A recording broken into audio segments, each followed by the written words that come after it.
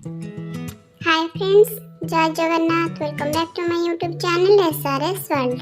आज मैं आपको शिखेबी कंचा माछ झोल बा पोड़ा।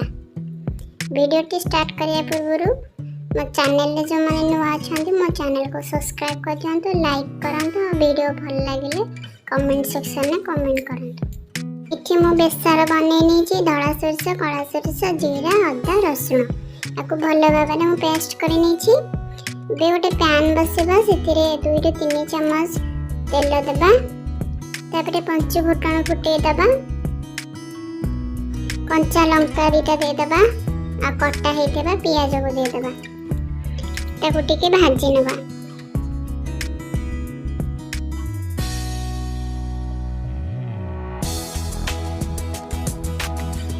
पियाज अल्प टिके भाजी गला परे सेथिरे आमे कटा टमाटो को पके दबा, तापरे अल्प किछि पानी दे दबा। म इठी आधा ग्लास पानी नेची। स्वाद अनुसार लूण, हळदी गुंड हाफ चम्मच, काश्मीरी लंका गुंड 1 चम्मच,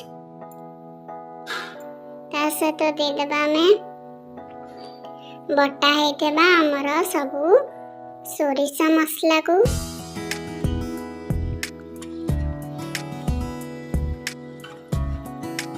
मसला दे सारिबा परे ताको टिके हमें गोळे दबा आ किछि समय पई फुटिबा को छाड़ दबा।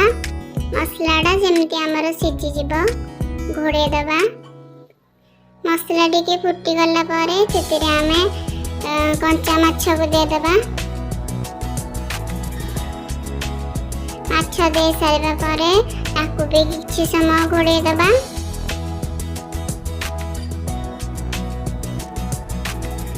एबे देखंदो एठी आंबुल टिके दे दबा। गोटे आंबुल नेची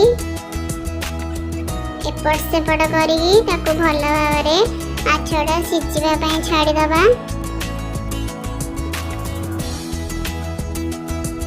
एठी माछ हमर एबे हेई आसलानी। एठी मु गरम मसला हाफ चम्मच पके देबी,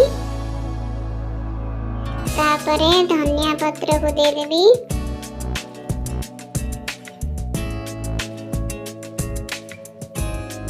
एबे रेडी हे जीवो मोर कंचा माछ झोल बा कंचा माछ पोड़ा। जदि आपन पोड़ा खाइया को चाहछन्ते ताले पानी रे को आउटिके मार देबे, नले एमती झोल रखिकिना खाइ परिबे भात सहित, रुटी सहित, आपन को जेमती पसंद। वीडियो भल लागिले कमेंट सेक्शन में कमेंट